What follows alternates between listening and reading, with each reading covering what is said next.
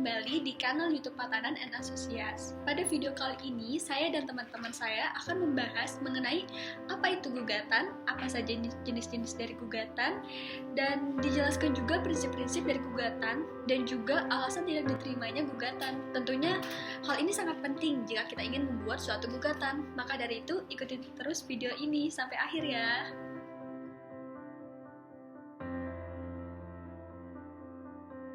Apa itu gugatan?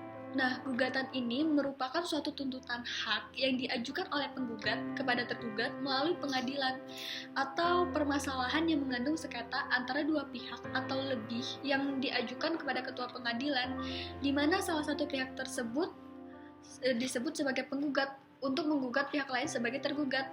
Menurut pendapat Zainal Askin, gugatan merupakan suatu tuntutan yang disampaikan kepada ketua pengadilan yang berwenang oleh seseorang mengenai suatu hal akibat adanya persengketaan dengan pihak lainnya, yang kemudian mengharuskan hakim memeriksa tuntutan tersebut menurut cara tertentu yang kemudian melahirkan putusan terhadap putusan tersebut. Dalam perkara perdata terdapat dua jenis gugatan, diantaranya yaitu yang pertama adalah gugatan permohonan atau volunter. Gugatan volunter adalah permasalahan perdata yang diajukan dalam bentuk permohonan. Sebagaimana sebutan volunter dapat dilihat dalam penjelasan pasal 2 ayat 1 Undang-Undang Nomor 14 Tahun 1970 yang diubah dengan Undang-Undang Nomor 35 Tahun 1999.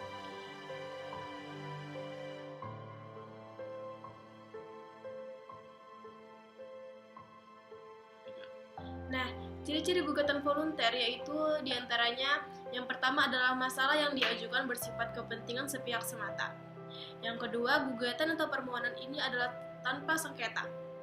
Yang ketiga, tidak ada pihak lain atau pihak ketiga yang ditarik sebagai lawan. Yang keempat, para pihak disebut juga pemohon dan termohon. Yang kedua adalah gugatan kontentius. Gugatan kontentius yaitu suatu permasalahan perdata yang berbentuk gugatan. Dalam penjelasan pasal 2 ayat 1 Undang-Undang Nomor 14 Tahun 1970 yang diubah dengan Undang-Undang Nomor 35 Tahun 1999, tugas dan wewenang peradilan selain menerima gugatan volunter namun juga menyelesaikan gugatan kontentius. Ciri-ciri gugatan kontentius diantaranya adalah yang pertama, masalah yang diajukan adalah penuntutan suatu hak atas sengketa antara seseorang atau badan hukum dengan seseorang atau badan hukum yang lain. Yang kedua, adanya suatu sengketa dalam gugatan ini. Yang ketiga, terdapat lawan atau pihak lain yang bisa ikut diseret dalam gugatan ini. Dan yang terakhir adalah para pihak disebut juga penggugat dan tergugat.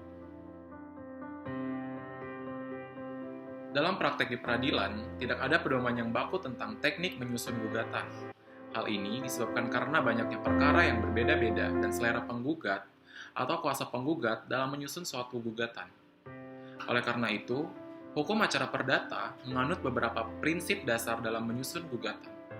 Hal ini dilakukan karena tidak semua konflik dapat diajukan ke muka pengadilan. Berikut ini beberapa prinsip dasar dalam menyusun gugatan perdata. Yang pertama, harus adanya dasar hukum. Menyusun surat gugatan bukan hanya sekedar untuk mencari perkara saja. Membuat gugatan kepada seseorang harus terlebih dahulu diketahui dasar hukumnya. Gugatan yang tidak ada dasar hukumnya sudah pasti akan ditolak oleh hakim dalam sidang pengadilan, karena dasar hukum inilah yang menjadi dasar putusan yang bakal diambil oleh hakim. Selain itu, dasar hukum dalam gugatan yang diajukan kepada pengadilan harus dicantumkan karena mempunyai hubungan yang sangat erat dengan masalah-masalah dalam persidangan, terutama hal-hal yang berhubungan dengan jawab-menjawab, membantah jawaban lawan, dan pembuktian. Kemudian, dalam mempertahankan dalil gugatan di dalam persidangan, tidak hanya sekedar menjawab atau membantah saja, tetapi kesemuanya itu haruslah didukung oleh dasar hukum yang kuat dalam mempertahankan dalil gugatan. Dan ini sangat membantu hakim dalam upaya menemukan hukum atau lawmaking dalam memutus perkara yang diajukan kepadanya. Dasar hukum ini dapat berupa peraturan perundang-undangan, doktrin-doktrin, praktik pengadilan, dan kebiasaan yang sudah diakui sebagai hukum. Lalu yang kedua, adanya kepentingan hukum. Syarat mutlak untuk dapat mengajukan gugatan adalah adanya kepentingan hukum secara langsung. Jadi, Tidak setiap orang yang mempunyai kepentingan dapat mengajukan gugatan apabila kepentingan itu tidak langsung dan melekat pada dirinya. Oleh karena itu, sebelum gugatan disusun dan diajukan kepada pengadilan, terlebih dahulu dipikirkan dan dipertimbangkan apakah penggugat betul orang yang berhak mengajukan gugatan. Kalau ternyata tidak berhak, maka ada kemungkinan gugatannya tidak akan diterima. Lalu yang ketiga, merupakan suatu sengketa. Undang-Undang Nomor 7 Tahun 1989 tentang Pengadilan Agama adalah mengadili perkara yang mengandung tuntutan hak perdata yang bersifat sengketa. Pengertian perdata sebenarnya lebih luas daripada sengketa. Dengan kata lain, sengketa itu adalah sebagian dari perkara. Sedangkan, sengketa itu belum tentu perkara. Dalam pengertian perkara, tersimpul dua keadaan yang ada perselisihan dan tidak ada perselisihan. Dalam perselisihan, ada sesuatu yang diperselisihkan dan dipertengkarkan, serta yang disengketakan. Ia tidak dapat menyelesaikan sendiri masalah tersebut, melainkan penyelesaiannya perlu lewat pengadilan sebagai instansi yang berwenang. Sedangkan, tidak ada perselisihan, artinya tidak ada yang disengketakan. Yang bersangkutan tidak diminta putusan pengadilan, melainkan hanya penetapan saja dari hakim, sehingga mendapat kepastian hukum yang harus dihormati dan diakui oleh semua pihak. Yang keempat, dibuat dengan cermat dan terang. Gugatan secara tertulis harus disusun dalam surat gugatan yang dibuat secara cermat dan terang.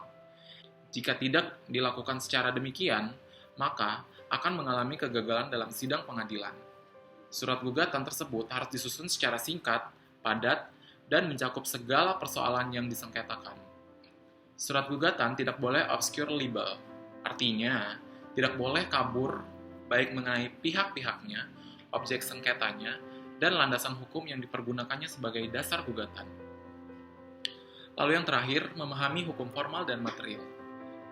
Penguasaan hukum formal sangat berguna di dalam menyusun gugatan, karena menyangkut langsung hal-hal yang berhubungan dengan kompetensi pengadilan. Misalnya, kepada pengadilan mana gugatan diajukan, bagaimana mengajukan gugatan rekopensi, intervensi, dan sebagainya. Di samping itu, hukum formal ini mempunyai tujuan untuk menegakkan hukum material dalam sidang pengadilan.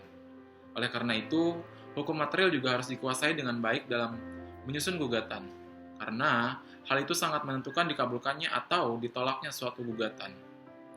Hukum material ini tidak saja menyangkut hal-hal yang berhubungan dengan peraturan perundang-undangan, tetapi juga doktrin-doktrin, teori-teori hukum, dan kebiasaan-kebiasaan dalam kehidupan masyarakat yang sudah dianggap sebagai hukum yang harus dipatuhi. Setelah penggugat membuat gugatan dan diserahkan ke pengadilan, maka pengadilan berkewajiban memeriksa surat gugatan tersebut, bisa diterima atau tidak. Adapun alasan-alasan pengadilan mengambil keputusan menyatakan suatu gugatan tidak dapat diterima adalah sebagai berikut. Pertama, gugatan tidak berdasarkan hukum. Gugatan yang dibuat oleh penggugat adalah tidak berdasarkan pada hukum. Hal ini biasanya terjadi pada legal standing gugatan, atau gugatan tersebut tidak ditantangani atau cap jempol dan dilegalisasi oleh pejabat yang berwenang.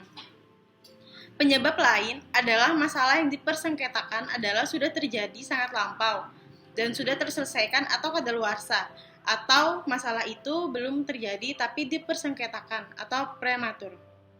Gugatan error in person, gugatan yang salah orang atau yang terjadi kesalahan dalam menyebut para pihak bisa menyebabkan gugatan tidak diterima.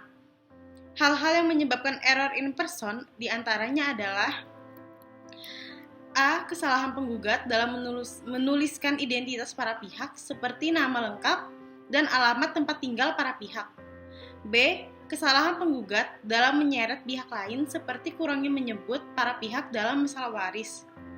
Yang ketiga, gugatan obscure libel, gugatan yang tidak jelas atau tidak terang. Berakibat tidak diterimanya gugatan, berkabur suatu gugatan atau tidak kejelasan suatu gugatan dapat ditentukan berdasarkan hal-hal sebagai berikut. A. Posita, atau tidak menjelaskan dasar hukum dan kejadian yang mendasari gugatan, atau ada dasar hukum tetapi tidak menjelaskan fakta kejadiannya atau sebaliknya.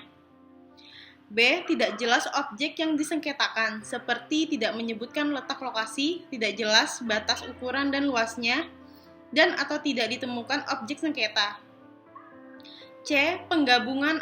penggabungan dua atau beberapa gugatan yang masing-masing berdiri sendiri, terdapat saling bertentangan antara posita dengan petitum. Petitum tidak terinci, tapi hanya berupa kompositur atau ex equo et bono.